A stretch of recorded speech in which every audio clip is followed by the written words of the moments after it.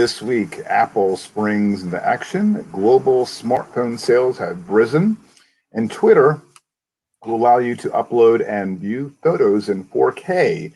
Those are some of the tech news stories from this week, and it's Friday, April 23rd, 2021. My name is Kirk Corliss. And I'm Scott Ertz. And this episode 87 of the GNC Week in Review podcast, proud partner of the Tech Podcast Network. If it's tech, it's here. Thank you so much for tuning in for this week's episode. We are streaming live on gncweekly.com/live. So please be sure to say hello and chat or comment. Also be sure to like and subscribe to the GNC WIR channel on YouTube. If you missed a live video, you can always catch the replay later. If you are a listener, please be sure to subscribe to the podcast, where you can find in the right-hand side column at gncweekly.com, be it Apple Podcasts, Google Podcasts, or your favorite podcast app. If you have a comment, be it on social media or email, and those links can all be found at gncweekly.com/connect. And you have some news that's going to happen on Sunday with the event with Melissa Rivers. Yes, I am so excited about this. We mentioned it last week, and it's here. F5 Live is canceled this week because my life is being taken over by Melissa Rivers, Joan Rivers' daughter, and we are doing red carpet coverage. I can't say that it's Fashion Police because it's not, and E owns it, but it is. There'll be a team of professionals. It'll be just like the old days with Joan and Melissa, except it's going to be Melissa. And I don't know how much I'm allowed to say, but let's say guests. I don't know that I'm allowed to say that we're supposed to have Nini Leaks. But I just did. So it's going to be a tremendous amount of fun. It's going to be Sunday night at 7 p.m. Eastern, 4 p.m. Pacific, just before the awards. And you can watch it. If you want to make me look better, which I would appreciate, if you go over to Twitch, twitch.tv/Melissa Rivers Official, and give her a follow. We will be there. We will also be on YouTube and Twitter and Facebook. And if everything goes right, and you know how that goes, if everything goes right, also on Instagram Live, which that'll be the first time that I've done something of this scale on Instagram Live, because everything about Instagram Live sucks. And professional broadcasting software doesn't go there, but now it does. So if everything goes right, it'll be there too. I'm very excited about this. Cool.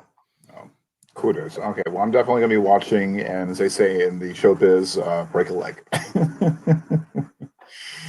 All right, so we're going to jump into this it's not light. There's a lot of news that happened this week. And Scott's got a lot of things going on later this evening when we get done. So we're going to get this going. So the first item in the news we're going to dive in and also dissect, because OMG, there's a lot to dissect out of this. And that's Apple. And they held its spring-loaded event, and it's at its Apple Park in Cupertino Park, California. The event was taped. It was not live. It was virtual. A lot of announcements, a lot of great shots at Apple Park and Tim Cook, and there's the one that we're going to show later.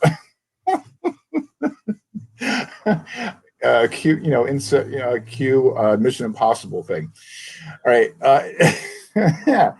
All right. In any event, they first started announcing about Apple Card. Apple's CEO Tim Cook did state that Apple Card was most successful credit card launch.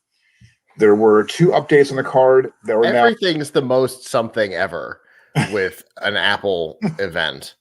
Mm-hmm. and Tim Cook gets excited on every, be it iPhone or what have you, but he gets excited on like the most inane products, and this is no different. And they ran a full trailer for season 2 of Ted Lasso or something. It's like, wow, you're getting really excited about something that, it won an award, but Right. I don't care. Right. Although there was a lot about this presentation that on top of my normal, I don't generally care about Apple announcements. I really didn't care about this one. Right. We're going to get into that a little bit. So the updates on the Apple Card, the first is in case of spouses or partners jointly having their name on their card, both individuals will now receive their credit history.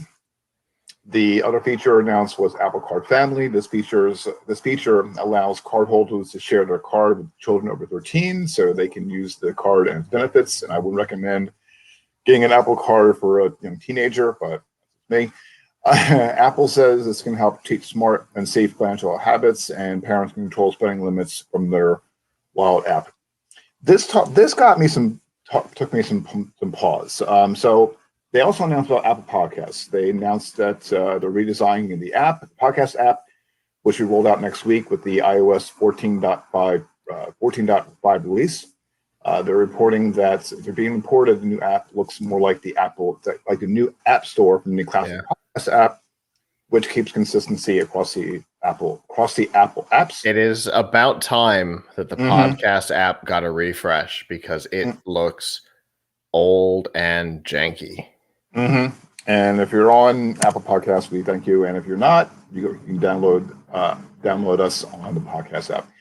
Starting in May, app users will start to see channels in Apple Podcasts. Channels are groups of shows chosen and curated by podcast creators. They'll be shown on dedicated pages with the aim of helping listeners to find new content.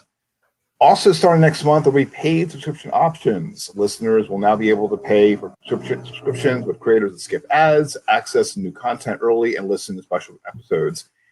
This got me some pause, and I'll tell you why. There's a lot of Spotify is starting to do that. That was also announced Spotify is having their own dedicated subscription. This podcast, there's no ads. We're not going to do. I don't think we're going to have special bonus content. Maybe, I don't know. If we do a Patreon, that's fine. And that's who they're trying to compete with. Right. They're trying to compete with Patreon. They're trying to. We've seen a lot of freemium networks, right? You've got there's been a lot in conservative media. You've got the Blaze, which kind of started the whole trend. You've got the Daily Wire, and obviously there's tons of others, but those are the two big successful ones. And there have been other attempts to do it. Lots of people would like the ability to do part of their show public and part of their show behind a wall, or part of their show public with ads and the whole show behind a wall, no ads, whole show. So there's lots of scenarios in which that will work. There are a lot of scenarios in which that will not work. If you're not Adam Carolla level recognition, this probably isn't going to work, and it's probably not going to be for you, because remember, it's still a purchase made through Apple, which means there will still be a 30% cut from whatever price is put on the subscription. And they're also announcing they're letting podcast creators. I think if they pay. I think I saw. I looked at $19.99 a year. That's it. And I'm sorry. Plus 30%. Exactly. And that's why I think that, and also as far as when we do this podcast, and we always tell our listeners, what direction to go to, and we encourage people, to let us know via, gncweekly.com/connect, what direction do you want to, the news to report on, which, different ways we can go. It's all up to you guys, up to the audience that are listening to this podcast now, or later. We're on live right now, or replay later. You dictate where you like to go. And in fact, when I looked into the stats, with YouTube, thank you for those who are subscribing so far. You guys who has subscribed. You guys are awesome. That's amazing. I'm looking at the emails coming in, and the amount of subscribers so far. It's not much. I'm still happy. I am still happy. We're doing good growth. I was looking at the Blueberry stats, excuse me. And I'm just like amazed. I mean, I'm so happy, and I'm not going to like go ahead and, say put up a paywall or or be exclusive to Apple. Yeah. Or, That's kind of my point in the whole idea that, this isn't for everybody. Yeah. Mhm. I mean, Mayim Bialik, yeah, she could probably do the freemium model, right? Because everybody knows her. Everybody knows her either from the 90s or from Big Bang Theory. We've got two generations of people who all know her name. She could do it about whatever silly thing her show's about, and it's a well-produced show. I'm not knocking it. I'm actually pretty impressed with it. I'm taking some notes. Michelle and I have been looking for ideas for her setup, and we like Mayim Bialik's setup a lot. So, but she has recognition, and she could try this whole freemium model, but maybe, right? Just because people know her doesn't mean people are going to be willing to pay. It might pay better to just leave it on YouTube, right? Or on her website or whatever, and put ads in, or let YouTube do it. Because I'll tell you, it's real easy on YouTube to start making money once you hit that 1,000 subscribers. I don't know. I don't know that there's enough shows with recognition to be able for this to be interesting enough. But Apple's not out anything because you're paying $20 a year to participate. Exactly. So the question is, how many shows have enough people who would be willing to pay for content behind a wall that's only on Apple, right? To justify even that $20 a year? Probably. I mean, we saw stats in one of our groups this week that said if you've got more than 100 downloads per episode, you're in the top 15% of shows or something like that. And I was like, ooh. So that means at least 90% are out of this. No chance for nothing here. Because even if everybody paid, you're not gonna recoup your $20 a year. And I think I saw on one of our episodes, I came out to look and see, go back to it. There was one episode that was over 100 downloads. I gotta find out.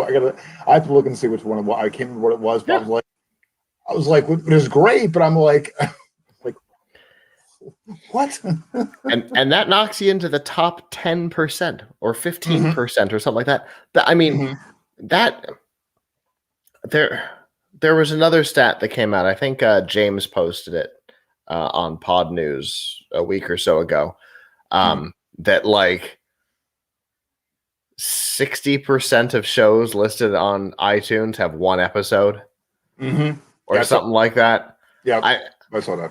So these big numbers of new shows are valueless because nobody keeps them up. Why? Because Anchor's free, and so people. I have 3 accounts on Anchor. And I haven't posted nothing because they were all about testing speed and stuff. But I guarantee all those are in those stats of look how many new shows there are. Yeah, they're new shows and they're nonsense. One of them, there's one episode and it's me going, hello? And that's it. Because I was testing speeds on Anchor because I had a theory and I was right that they're super slow. They're super fast on Spotify and they're super slow everywhere else. So, I mean, the stats are nonsense. And so there's a lot of people, a lot of companies like Apple putting a lot of resources behind a thing that's transient, but it's not my problem. I don't own stock in them. So, right. And also, too, I think it also, with Apple lately over the past couple of years, with Apple, we'll get Apple TV announcement as well. But they want to be like they already got like a lot of exclusives with a lot of big big talent, movies, especially with when they got they got Oprah, they got they Steve also got Carell, Tom Hanks. right, and also too they got the to this day my wife is still not happy that they got the Peanuts holiday movies on their platform. Agreed.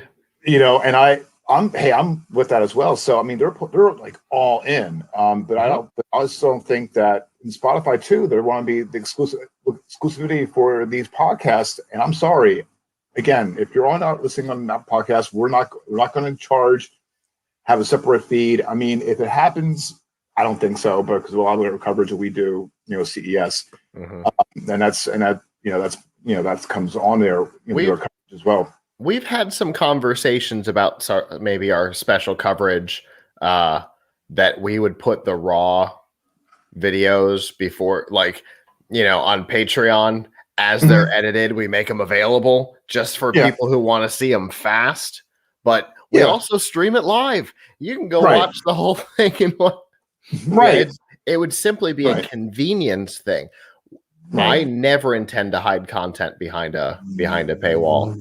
Yeah. It seems crazy to me. Yeah. I don't like the idea.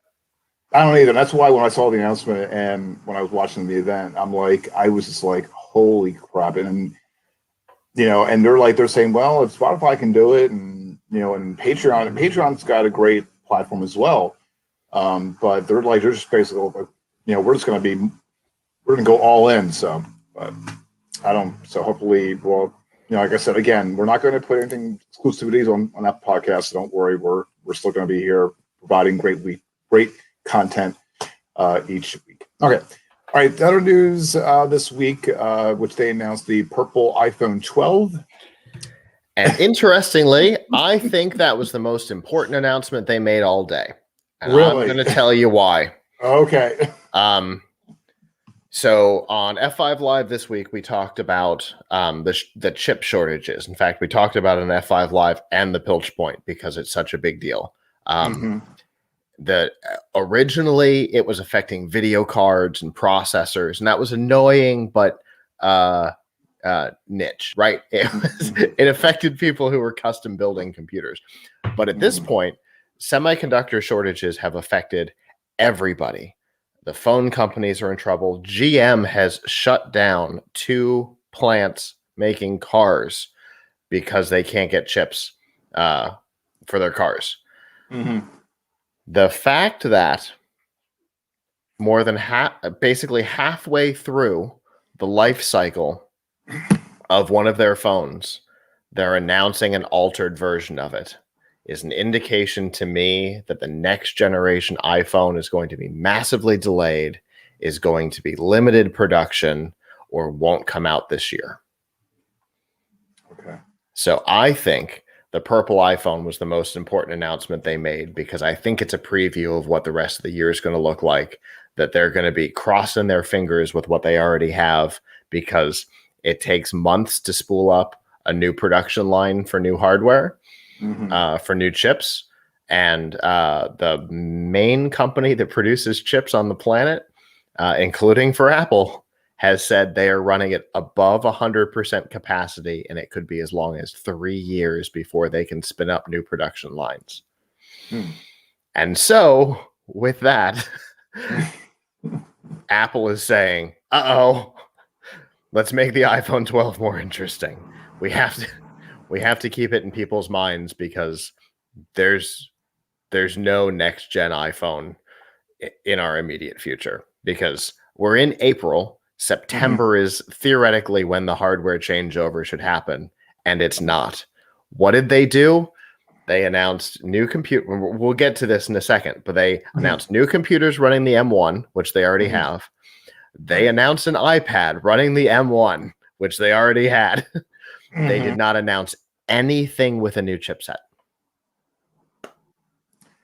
So basically, when they announced the iPhone in purple, basically it's a precursor to get the Apple fanboys getting excited for what's to come later on. Which will not be a hardware change because they're not going to be able to get a new chipset. unless the next generation iPhone is also going to run on an M1, and it's not. I do not think that 2021 holds a new iPhone. That's my guess. And if so, it's super incremental. It is a 12S. There is no 13, there is no 14. It is a 12S, and it's going to come with the same processor, with a better screen and a better camera. But the insides are going to be the same, because I don't think they can get Taiwan TM. Oh, I can't remember. TSMC, maybe.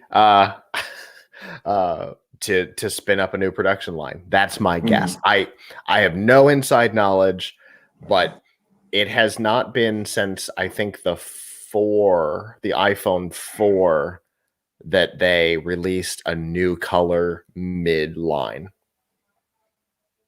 Yeah, I was like, the white one. Yeah, because when I saw the announcement for the event, I didn't. I was like, that totally like came like, okay, so they're becoming, but that when you say that I think maybe also too, again, it's a precursor, that okay, it's they're going to come up with something. They're trying to like they're trying to make a big, they're trying to put out something in hopes of what's going to happen later down this coming. Usually they announce the iPhone in fall, September, right? Beginning of September. Yep. Right. Last year it was October because of the beginning of the chip shortages. So they were already a month late last year. And I do not think it's going to be better this year. I bet if they announce a next gen, it'll either be a 12S, that'll be an incremental change in a similar or identical body, or it'll be 2022.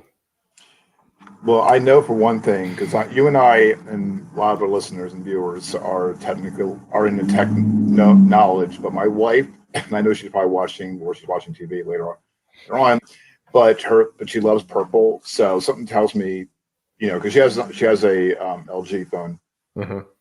Ironically enough, being of LG, that went away. She doesn't have a Yahoo phone, right? No, exactly. Because she could have a weird purple phone that way. Right. Oh, I still gotta go get one of those. Right. But something tells me, because she's been using it Android. I helped her with it and purchasing an Android phone. But push comes to shove, I'll have to teach her how to use an iPhone. But that's going to be painful. But all night. But when she would have saw this event, I guarantee, I will put money on it right now that she'll probably want me to get one for her. I'm not gonna lie. I really like the color. I do too.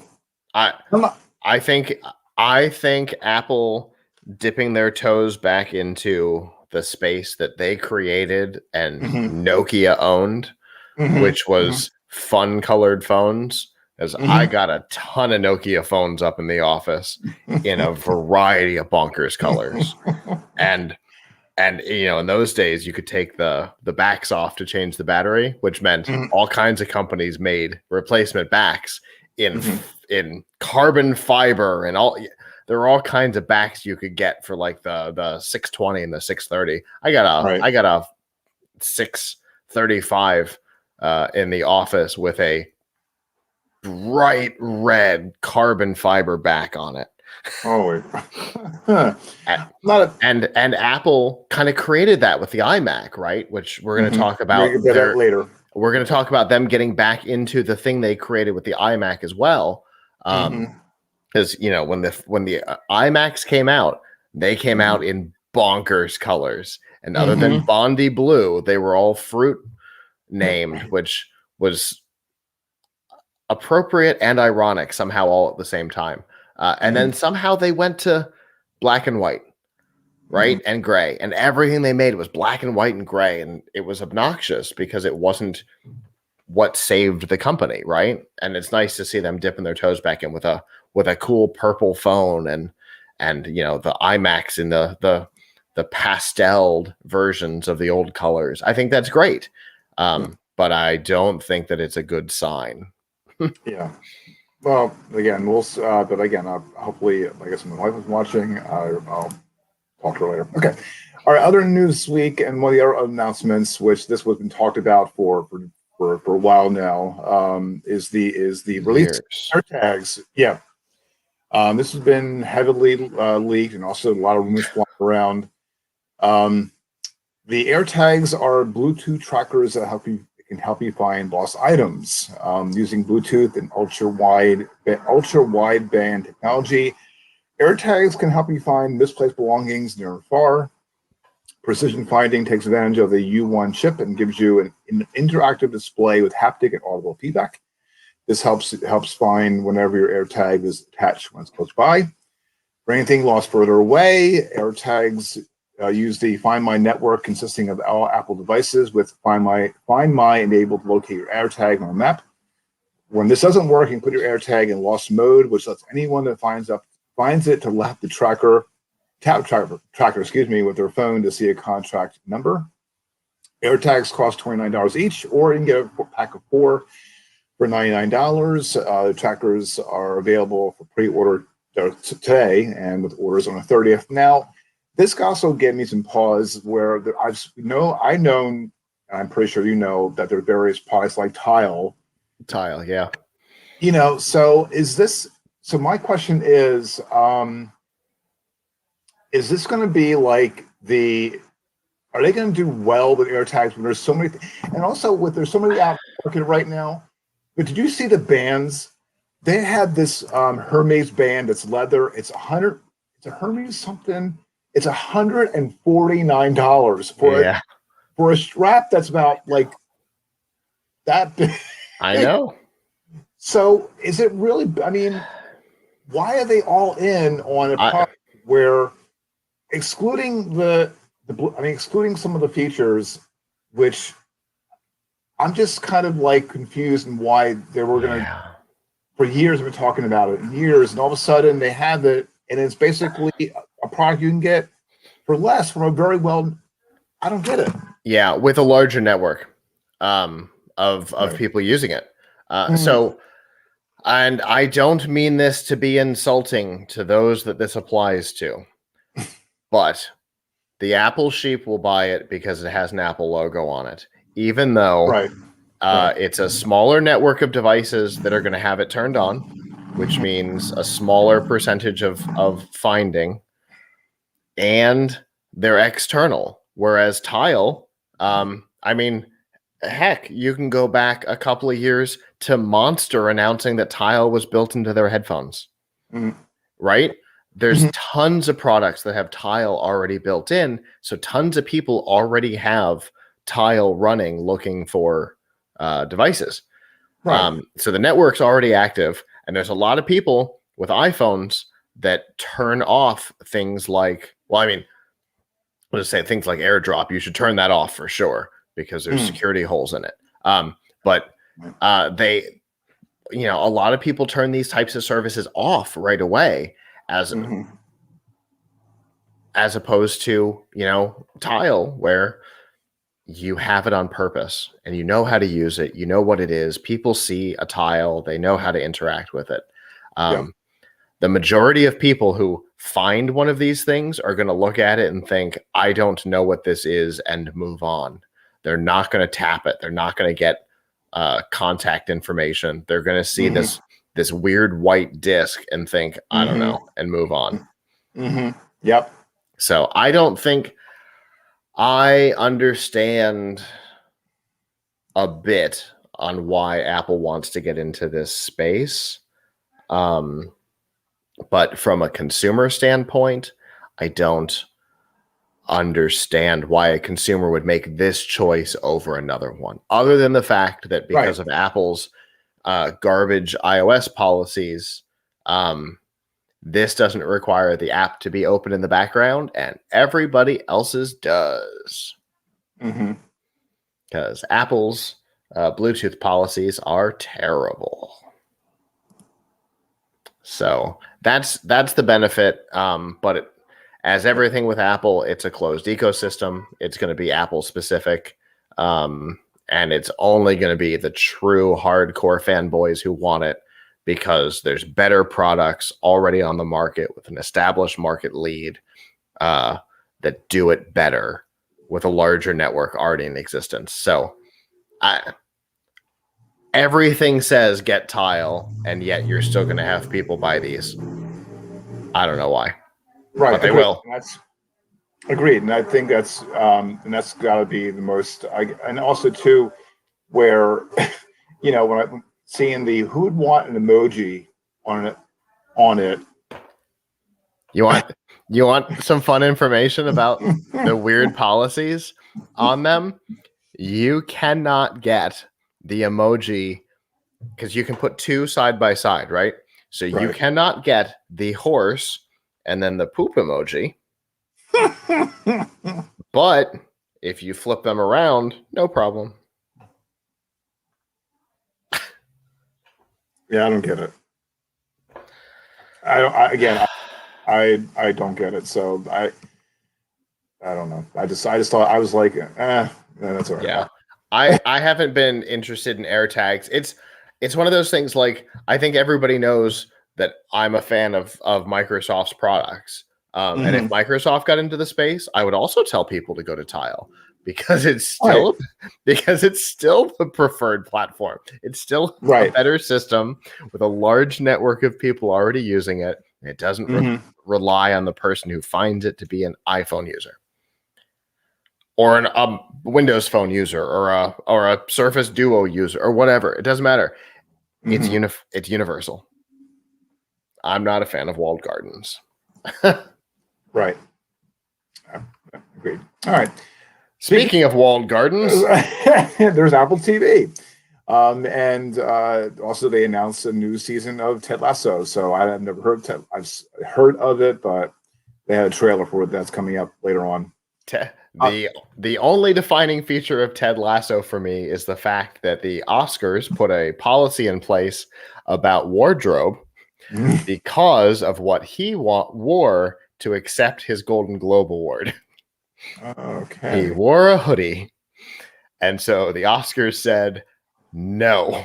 If you are not appropriately dressed, you cannot accept an award, period. Obviously, a little bit of inside baseball for Sunday. But yeah, that's honest to God, it is my only bit of knowledge about Ted Lasso is because of the Oscars and the Golden Globes. I didn't know that, so I learned something new now. Well, with the Apple TV that are announced today, there's a new Apple TV 4K. That's Apple's going to release. The premium version of the Apple TV takes advantage of Dolby Vision to display HDR content and high frame rates and the best possible picture. You'll also be able to use your iPhone camera and proximity sensor to precisely calibrate your TV's color to preference. All the new features are possible due to the A12 Bionic chip in the Apple TV 4K. This chip provides a boost in graphics performance, video decoding, and audio processing, which is helping to deliver the premium experience. The remote was also updated, keeping the same classic metal body. The remote is a bit thicker, and the buttons are improved. And the addition of a power button and Sirius button has been relocated to the side. And you know what it doesn't do? It doesn't support AirTags. There's not one built in. And if they wanted people to buy into this idea, you should be able to find my Siri remote. But no, you can't. So if you happen to lose your remote, you're pretty much They literally just built and released technology that will walk you and tell you on your phone the direction and distance to your device, and they didn't build it into the one thing that is guaranteed to be lost. How did they screw that one up? I mean, it's so common with any remote control that it is like the TV trope for sitcoms, right? That the dad loses the remote. That right? That it's right. It is so ubiquitous that it is the TV sitcom trope. And yet, Apple didn't go, we improved the worst part of your TV watching experience, finding the damn remote. They could have said it just like that, and you'd have heard people cheer, even though it was a virtual video. Mhm. You'd have heard people cheer like it was in person because you'd have heard it through your windows, because everybody would have cheered because they fixed the worst part of entertainment is finding your TV remote. Yep. I have one missing. Thank God I've got multiple TVs of the same model. I got a remote missing somewhere. Mhm. I've Been done that. missing since the move. Oh, jeez. No idea where it is.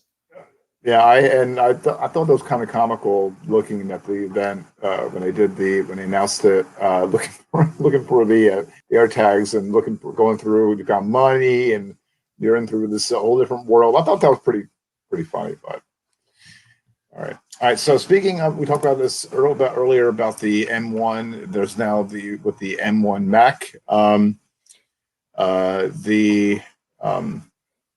Let me just play. I'm going to Are we gonna watch the stinger?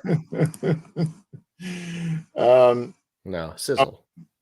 Yeah. So this is the so if you're watching, so if you're listening right now, there's the, I don't know why it's going so fast there. Okay. I don't know, but you're not sharing yet. Oh, duh. Sorry. You get to watch it, but the rest of us don't. Right. All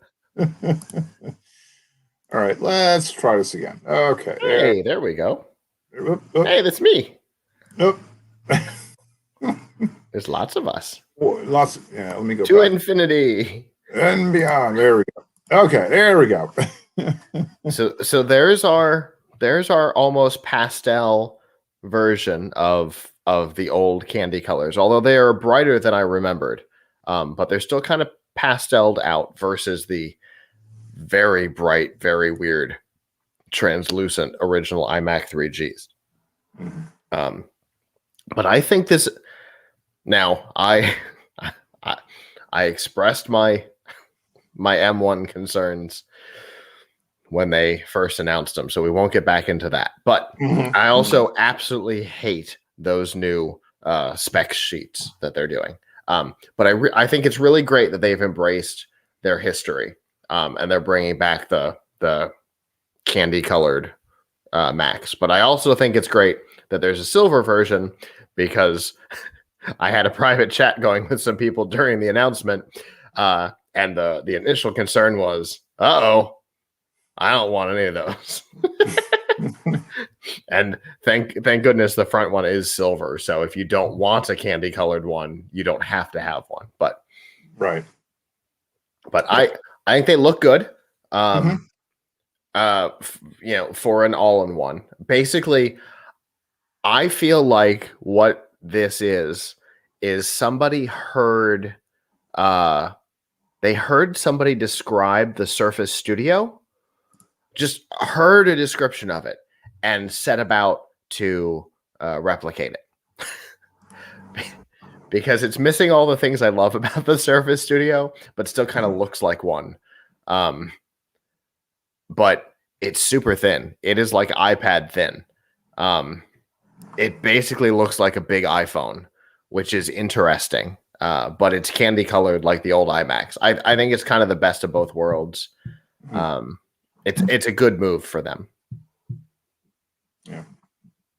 All right. And speaking of, I don't want one, but I think the product is a good move. I think they did the right thing with this product. And they're changing, and they're going with changing over time. I remember back in the day, that huge honker of a monitor, and you see the internals of the computer. The iMac G3. Exactly. Yeah. I got one. Why am I surprised? I've got a Bondi blue. Yeah. I've also got the Mac Pro from the same generation that was the G3 in the same stupid Bondi blue. They're so dumb. I love them. Well, speaking of the M1 going into the iPad Pro, and I'm going to go back to we're going to go back to, if you're watching live and if you're listening, we're going to show off the M1 thing. To go back to, there we go. Okay. So this one got me some pause. I was chuckling a little bit with Scott about this because when you see this This video. let me go back to. Speaking of that private chat, there were some words that were said about this video. So if you're watching live, you see a guy running around Apple Park. He's running down across the top of the roof. He rappels from the side of the building, opens a glass with a glass cutter. It's a young guy with big fuzzy hair, which is important. It shouldn't be, but it is. And this is like a Mission Impossible thing. I don't know how else to explain it, but no, that's it. This is definitely a Mission Impossible parody. Going through the air ducts and dropping down in a line, and in a second there's going to be a laser grid. Right. And I love that the lasers are in motion because that's not really how a laser grid works, but that's okay. Right. You don't want them to be in motion. You need the pattern to be planned. It doesn't matter. Now he's disassembling a MacBook and taking the M1 processor out, which apparently is glowing, which means that there's power to it. So by taking it out, it is destroyed. I'm telling you, there was lots of commentary on this video. He's now in the purple room. And it doesn't matter. He has put it into something else, and the processor turns on, which again means that there's power and it is destroyed. If it wasn't the first time, it guaranteed is now. And this is where now he's taken the mask off and it's Tim Cook. Now, that leads us to the question, why would the CEO of the company need to steal the processor out of one of the company's products to go build another product for the company, theoretically in secret? But it doesn't matter because it's supposed to be funny. I think, God, I hope it's supposed to be funny. That's what I said. Because it is. Oh, because it is so funny. I am not convinced that it's supposed to be, but it is one of the funniest videos they've ever run during a presentation. Agreed. When I talked to you last night, I was cracking up. I was cracking up. That was the most bizarre. God bless him. I mean, it was great. It was a great clip, little bit. They did, if you call that a bit, but and everybody remembers that stupid thing. Yep. So it worked. Yep. So we'll have a link up in the show notes of all the specs and internals, the pricing and details on that. So all in all, it was so it's interesting that it's kind of the top and bottom of the topic. The fact that the iPad Pro now runs on an M1 leads me back to the idea that either everything's going to run on an M1, everything's going to run on an A12, or we're not going to hear new announcements at the end of the year for new hardware. That is my current guess. And I also have to say, if Mac OS can run iPad apps on it, and now the iPad Pro and the Mac are using the same processor, then it's time for the iPad Pro to be able to run Mac OS apps.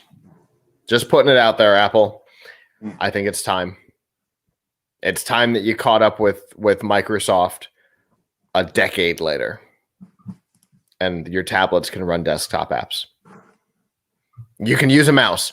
You can use a mouse and a keyboard on your Mac, on your iPad Pro, and they're running the same processor as your desktop. It's time, guys.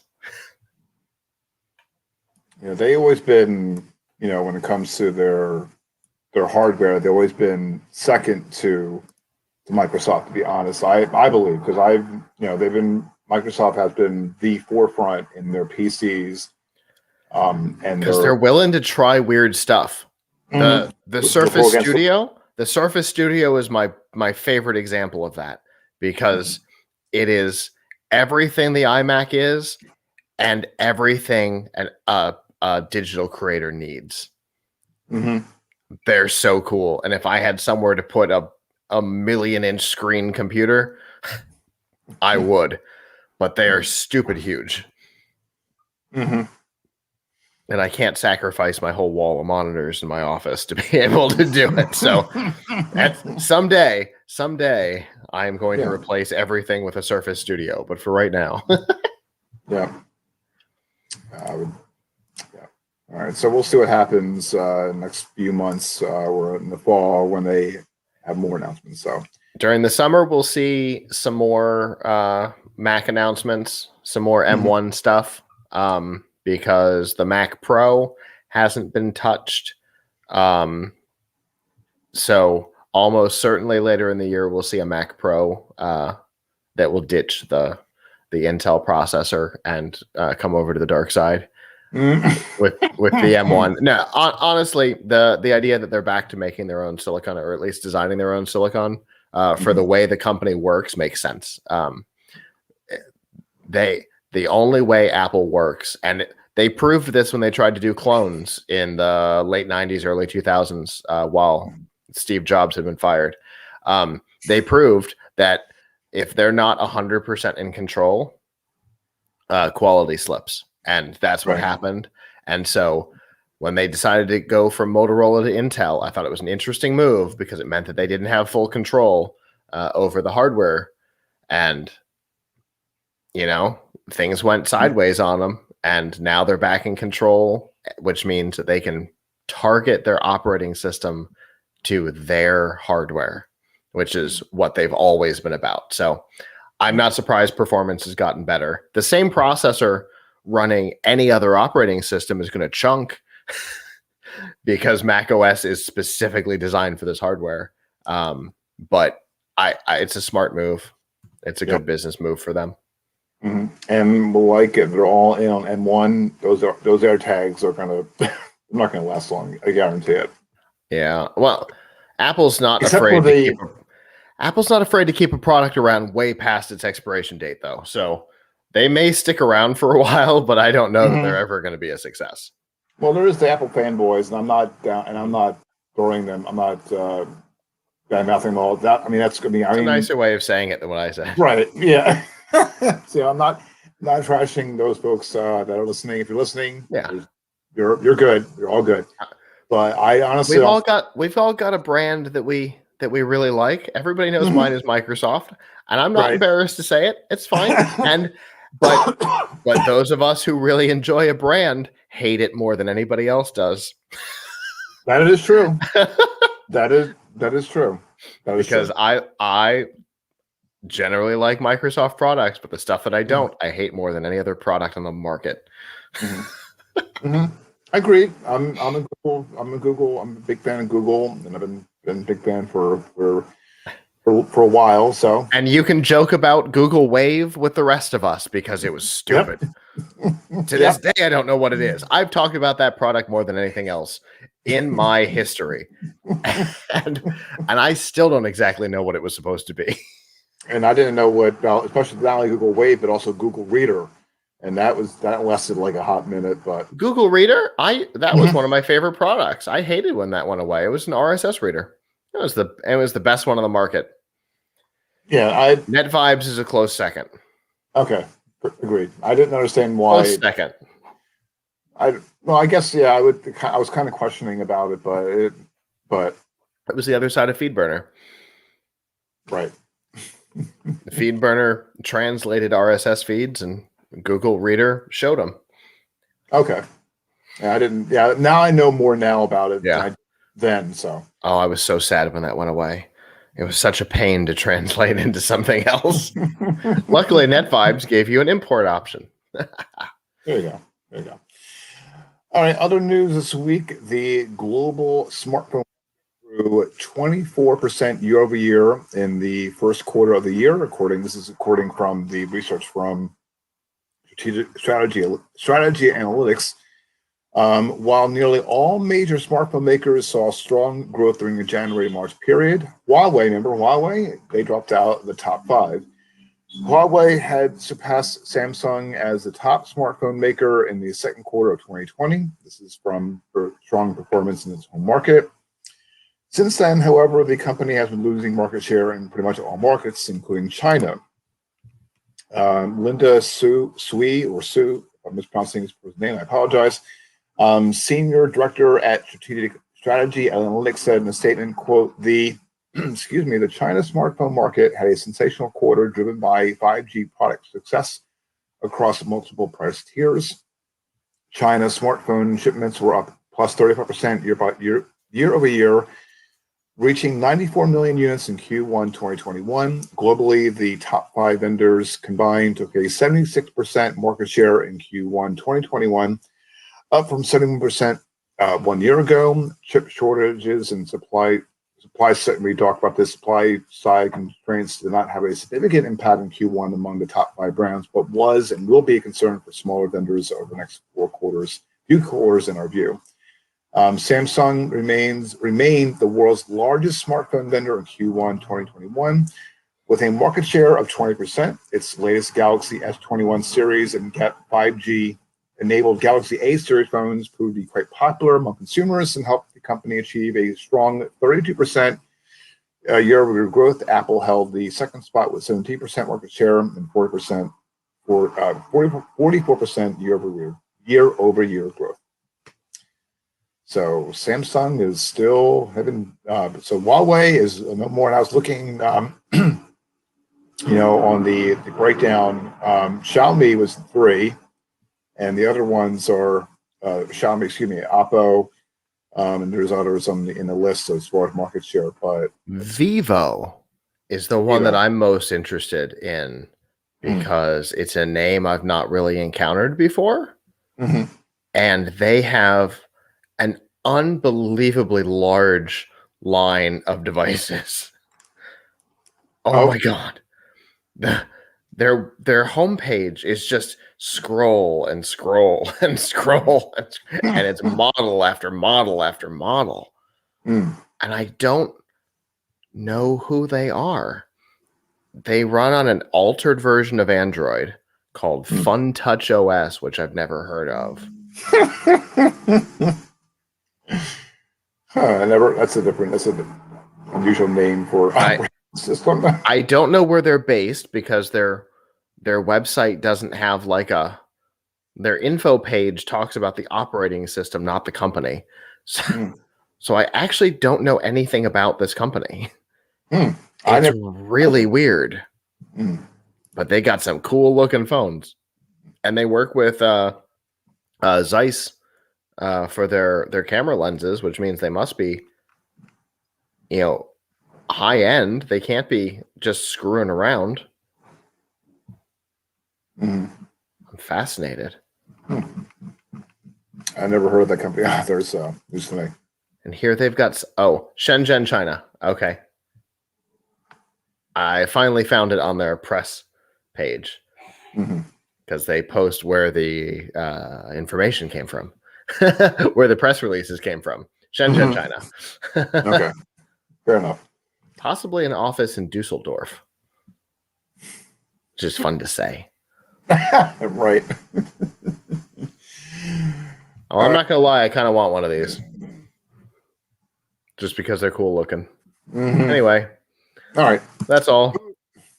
Moving right along, Twitter is letting all users tweet and view pictures in 4K on iOS and Android. Twitter's web app already supports higher resolution images at up to 4096 by 4096 resolution, but the mobile apps have been limited to just half that, with a maximum resolution of 2048 by 2048. Twitter had previously started testing the 4K image upload option for mobile users this year, and it seems these tests went well, so it's now rolling out the feature to all users. So if you want to enable this new feature, you have to go to data usage section of the settings menu in the Twitter app and enable both high quality images for viewing 4K images and high quality image uploads for tweeting them. Users can then select whether they like the higher resolution images to be enabled for both cellular and Wi-Fi, just Wi-Fi, or disabled entirely. Similar options to how Twitter handles handles high resolutions on or auto playing videos. Why would you want to kill your data if you're on a plan? If you're uploading photos or viewing in 4K, that's a waste. I mean, it depends on who you are. For me, I wouldn't. Right, but I could see, like, for Melissa, right? If we were actually out at the red carpet this year, like I hope we will be next year, just throwing that out there. You know, the ability to post a higher res photo of what's happening, I'm okay with that. I get it. Right. But if you're also on Wi-Fi, who cares? Right. But also too, I mean, for me, I would think that also too, an average consumer would not, again, with the way wireless carriers are charging for data, even 5G, you upload one in like, or one or two, your caps, you use up all your data in like less than like 30 seconds. Mm-hmm. You know who's going to want this feature? I haven't left, by the way. Yeah, somebody with one of these Vivo phones. Okay. A 48 megapixel camera. Oh, jeez. Right? This is a picture of Las Vegas on their website. Oh, yeah. I don't know. They're trying to appeal to me. This whole site is designed to appeal to me personally. Something tells me when we get done off the air, something tells me that's going to be with you working on the red carpet. You're going to be happy between doing that, and you're going to be going to that site. I'm looking for a price. Yeah, see, so put. So maybe that was a bad idea mentioning about dropping ideas in your head. Okay. Other news this week: the FCC is introducing a new database all voice providers have to use to allow the agency to track the work they do to stop robocalls. Starting on September 28th, phone companies are required to block any incoming traffic from providers not listed in the robocall mitigation database. In particular, any companies that got an extension to implement STIR/SHAKEN, the protocol that allows a carrier to verify a caller ID before it reaches the intended recipient, will have to file detailed reports with the agency on the progress towards putting the technology in place. Acting FCC Chair Jessica Rosenworcel says, quote, protecting consumers from scammers that use robocall and spoofing tools is a top priority. To succeed, we not only need an all hands on deck response from government, but we need industry commitment and focus. Our message to providers is clear: certify under penalty of perjury the steps you are taking to stop illegal robocalls, or we will block your calls. Good on the FCC. Good on them.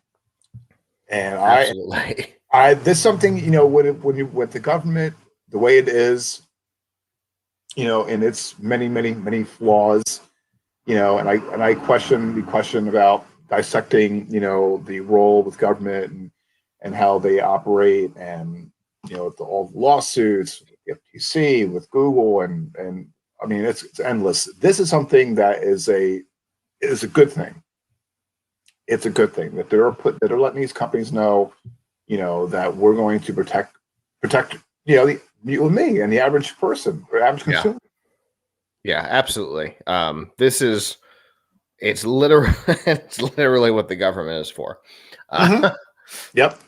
So yeah, I'm already on board. Mm-hmm. Yep, I am as well. All right, cool. All right. In other news, wow, I'm getting the images of these phones now. On Tuesday, Verizon announced that it expanded its millimeter wave network to parts of New Orleans, Fresno, and Riverside, California, as well as San Antonio. The company's 5G home offering is also growing, launching in Riverside on Thursday, or this past Thursday, and heading to Memphis and San Antonio on May 6th. With the expansion, Verizon ups its millimeter wave city count to 71, while the cities that also offer 5G home will be at 33. Millimeter wave, which the carrier also is calling, quote, ultra wideband, is Verizon's latest 5G technology. So that's cool. All right. Speaking of Microsoft, it's nice to see ultra wideband seeing bigger installs. Mm-hmm.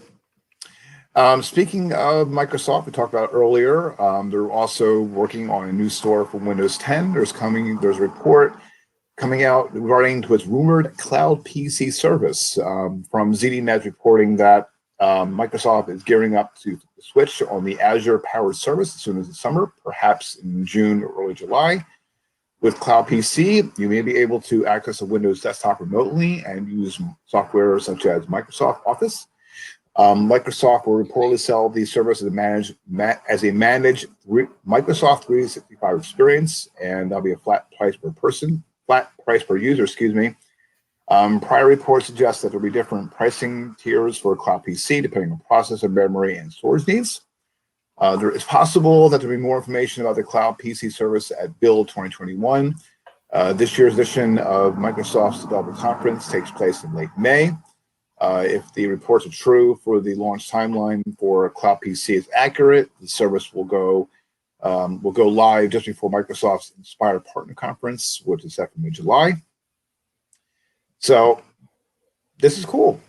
And I think they're probably taking a page, and if I'm not mistaken, if I'm wrong, correct me, they're taking a page from Google's, not Google, but as far as like another company offering cloud service, no?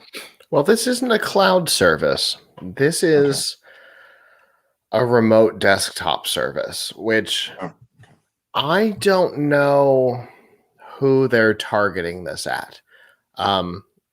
No way it's designed for consumers because that doesn't make sense. It's got to be another enterprise feature because enterprise is where dummy terminals live. Although the one place, and I've kind of pitched this idea around before, and the way that a feature like Continuum or whatever Samsung calls it, where you plug your phone in and it kind of gives you a Linux desktop.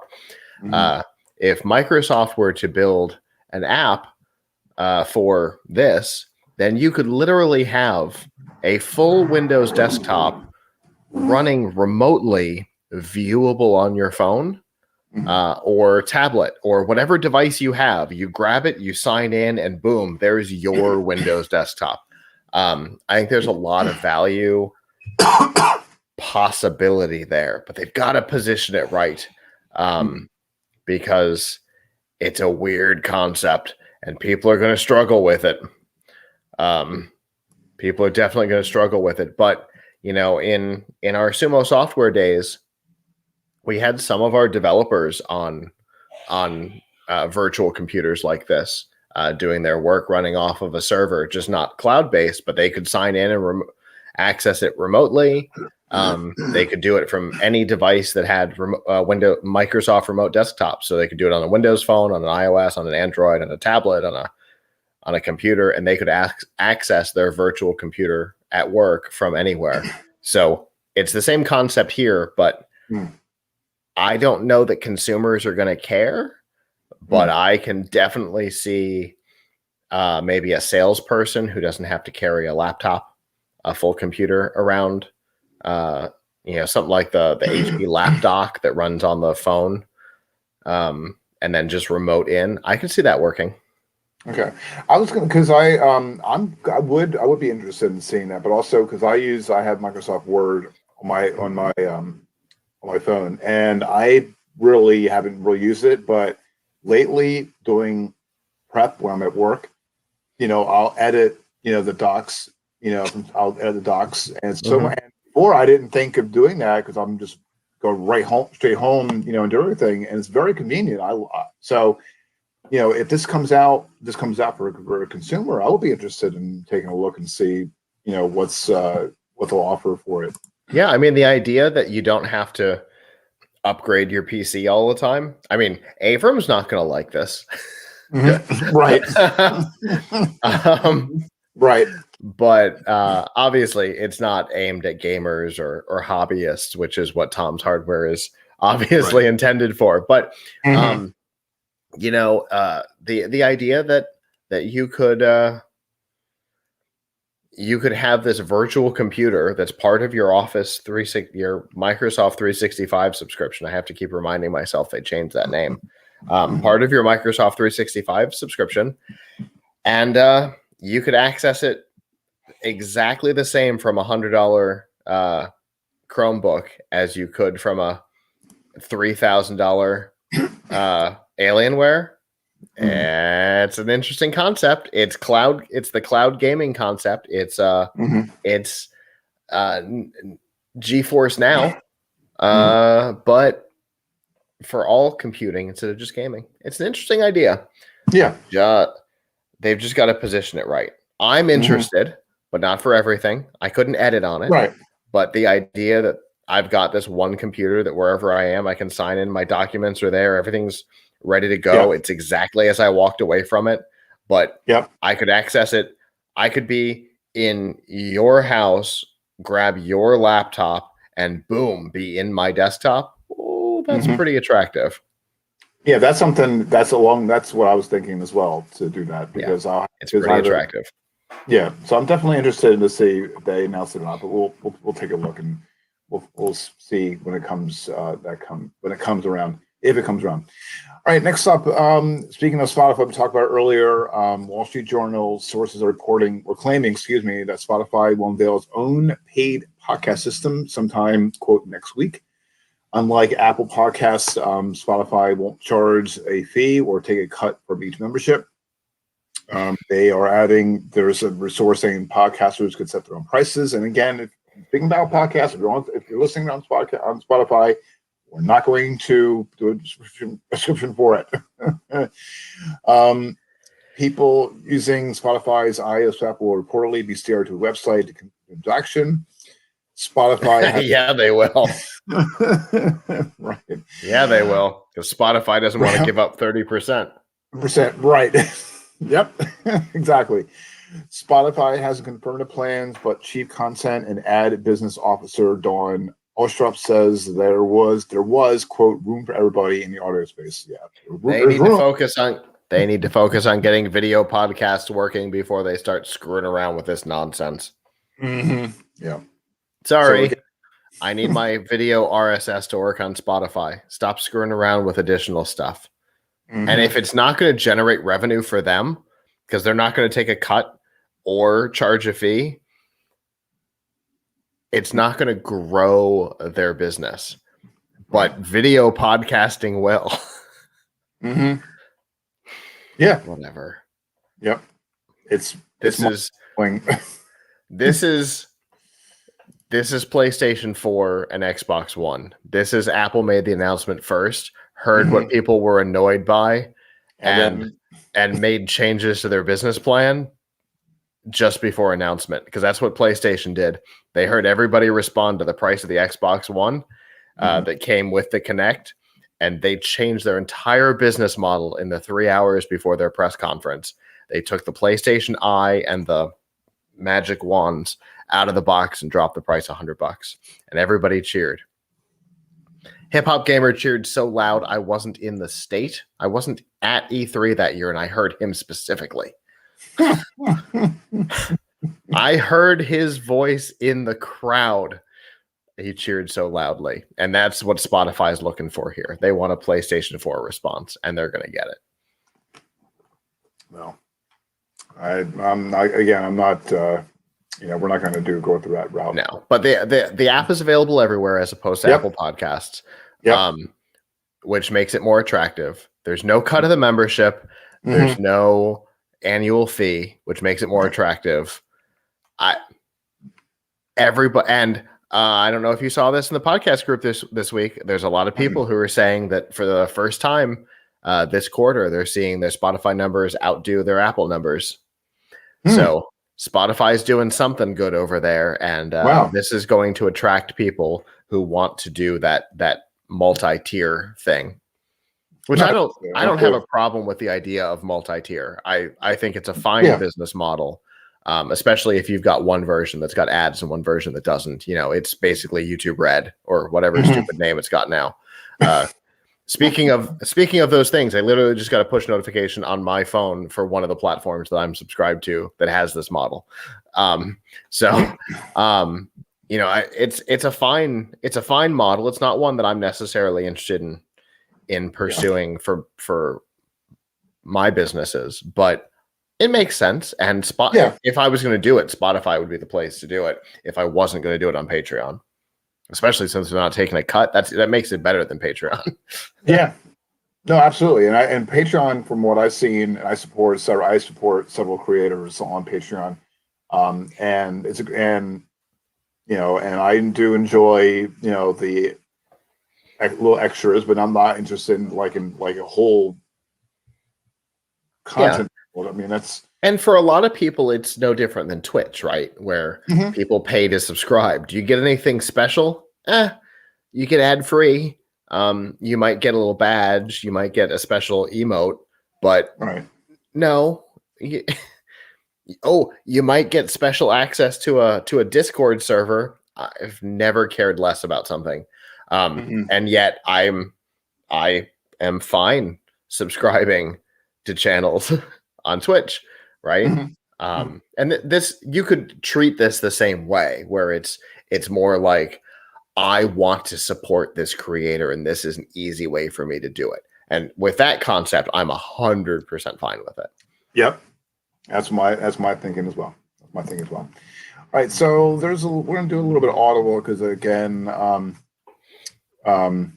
Scott's got some things to do this evening, including looking at Wemo. So speaking of Sony, Disney has cleared a path for Disney Plus to round out the streaming catalog of its Marvel Cinematic Universe movies, thanks to a new licensing agreement with Sony Pictures Entertainment. It was announced by the companies on Wednesday. The deal means Sony-made Spider-Man films will be available on Disney's streaming services and TV channels. The agreement also allows Disney to eventually stream Sony movies that are released in theaters between 2022 and 2026. The deal is for a time frame known as the post-pay one window. That means Disney's services and channels will get to stream and televise new movies well after they made their theatrical debuts, and even after Netflix has streamed them for a long time.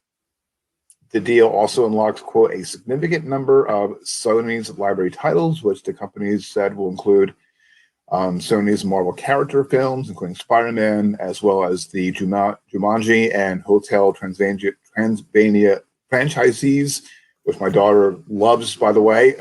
Okay.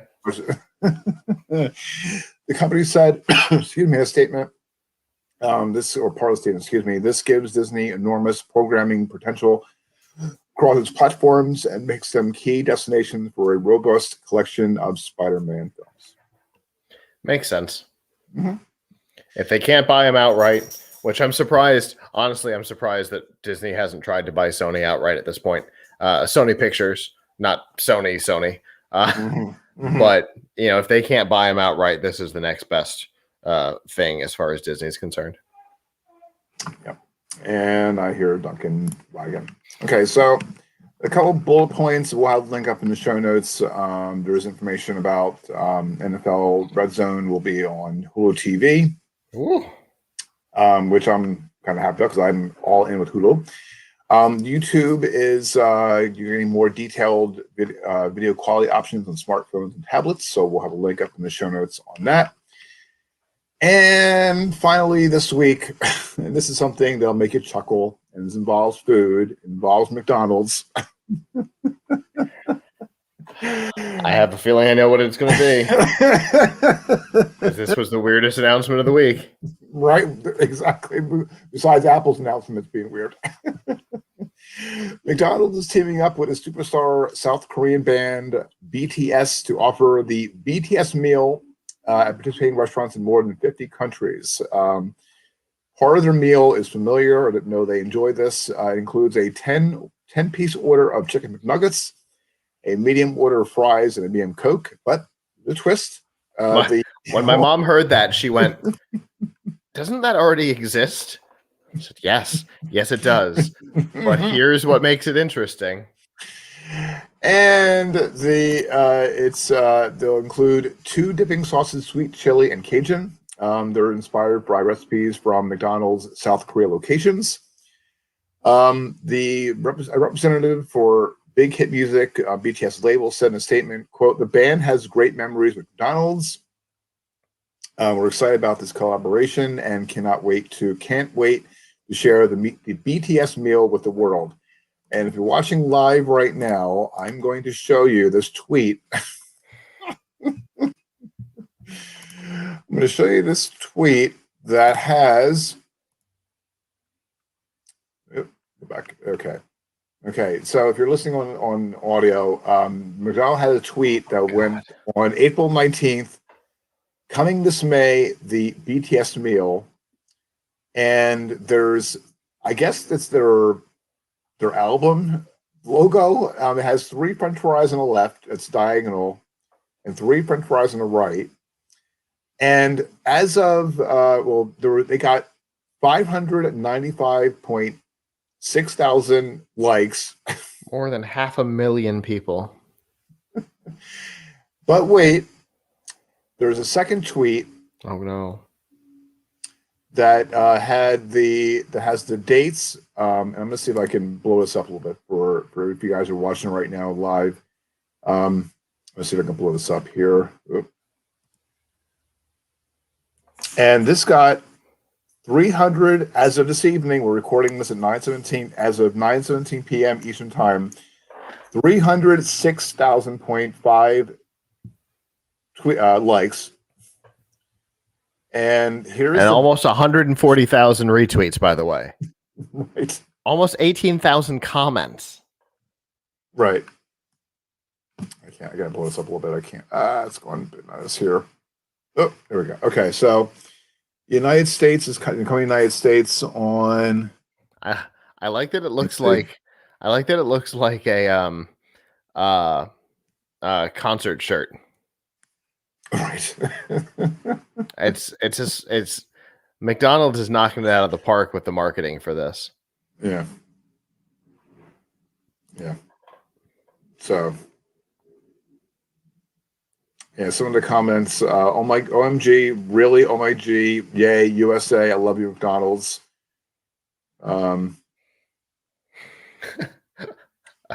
A gif of one of the band members crying.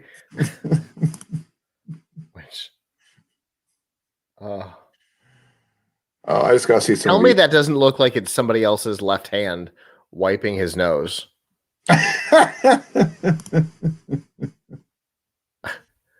It looks like it's somebody else because the angle is weird. It looks like it's somebody else's hand. Anyway, sorry. If you're listening, this must sound weird. This is the most oddest. Some of these also. So y'all couldn't come to Trinidad and Tobago. Let's see. Can we get Trinidad? Apparently that's like the complaint because there's 3 of them so far. Right. No, there's 5. If you don't come to Egypt, I won't eat from McDonald's again.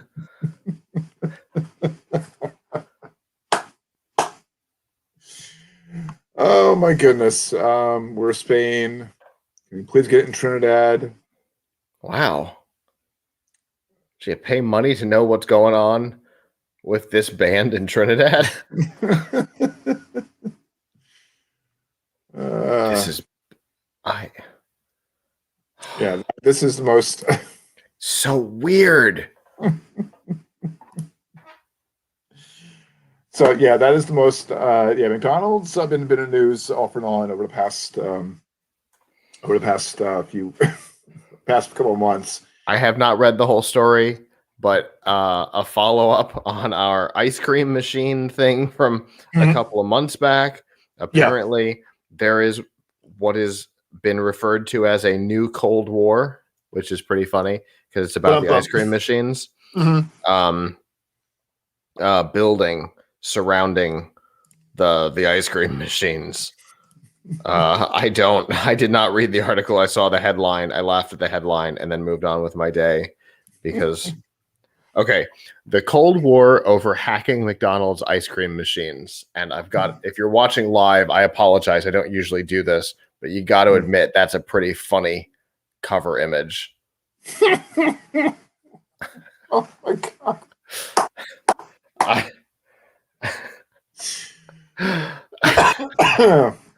I love it. I love it. I don't like to just hold my phone up to the camera, but I got to admit, on this camera, it actually works pretty well. It does. No, I'm pretty happy with this new little camera. I am. Yeah, like I said, I'm jealous right now. I'm jealous right now. All right. Okay. With that, that is the tech news for this week for Friday, April 23rd, 2021. Thank you so much for tuning in for this week's episode. Show notes from this episode, can be found at gncweekly.com. Also, be sure to check out the latest tech news and commentary from geeknewscentral.com. And be sure to tune in Mondays and Thursday evenings at geeknewscentral.com/live for the Geek News Central podcast. And then be sure to watch and tune in Friday evenings at 8 p.m. Eastern Time at gncweekly.com/live. So please be sure to like and subscribe to the GNC WIR channel on YouTube. Also, please make sure to click the bell and always for notifications so you will not miss the next episode. And also, please be sure to like and subscribe. Take a breath, try again. Also, be sure to share this episode to people that you know to check out this podcast as well, and also make sure to correct my grammar. Unexpected. Right. I'm so distracted right now between these phones and that photo. Holy crap. Also, be sure to subscribe to this podcast on your favorite podcast app. There's no show for Sunday for F5 Live Practical Technology on Sunday evening because Scott will be producing the red carpet coverage on Sunday. So after that, it is Sunday evenings, 9 p.m. Eastern, f5live.tv/join us for F5 Refreshing Technology with Scott and Abram Pelch. Also, please be sure to subscribe to the podcast on your favorite podcast app. You have a comment on this week's episode, we'd love to hear from them. Head on over to gncweekly.com/connect and connect via email, Twitter, or Facebook. I'm on Twitter. I'm at Kirk Corliss. Scott is on Twitter at TTMABO. Till the next episode of GNC Week in Review. So long. Ciao.